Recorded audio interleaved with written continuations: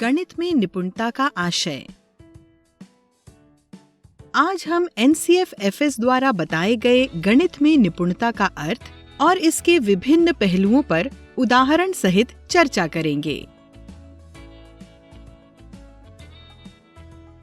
गणित में निपुणता का आशय है कि बच्चे अपने स्तर के गणितीय सवालों को समझ और तर्क के साथ हल कर पाएं।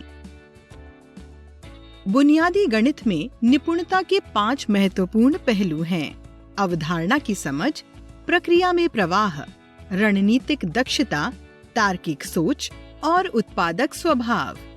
ये सभी पहलू एक दूसरे से जुड़े हुए हैं और साथ साथ विकसित होते हैं। पहला पहलू है अवधारणा की समझ। इसका अर्थ है कि बच्चे गणितीय प्रतीकों, चित्रों और प्रक्रियाओं का अर्थ समझें। उदाहरण के लिए, यदि 3 गुणा 4 बराबर प्रश्न चिन्ह लिखा है, तो बच्चे इस गणितीय कथन को अलग अलग संदर्भों में समझ पाएं, जैसे 4 को 3 बार जोड़ने के रूप में या 3 कतार को हर कतार में 4 वस्तुओं के रूप में या 4 का 3 गुणा के रूप में समझ पाएं। दूसरा पहलू है प्रक्रिया में प्रवाह। इसका अर्थ है कि बच्चे गणितीय प्रक्रिया को सटीकता, कुशलतापूर्वक और लचीलेपन से हल कर पाएं।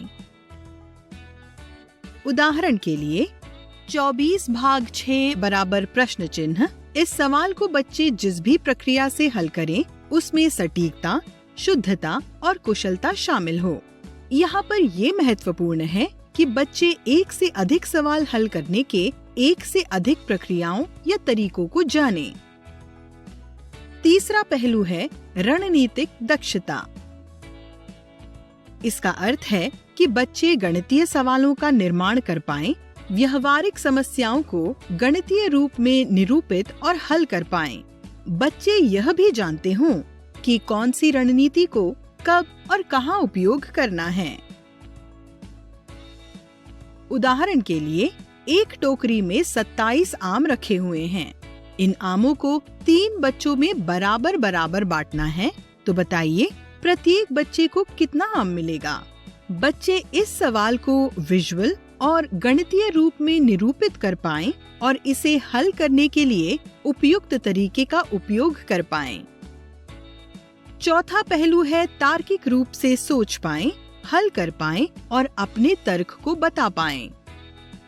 तार्किक सोच बच्चों को गणितीय समस्याओं को समझने और हल के लिए उपयुक्त विधि का चुनाव करने में मदद करता है।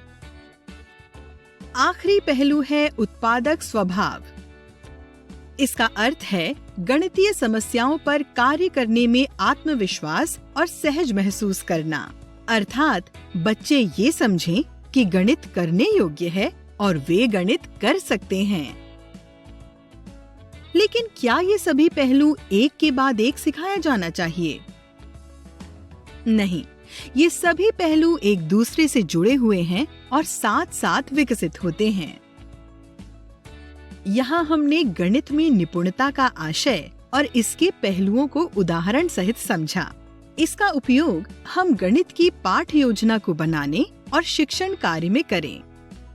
यदि हम ऐसा करते हैं, तो हम बच्चों को गणित में निपुण बनाने में मदद कर सकते हैं।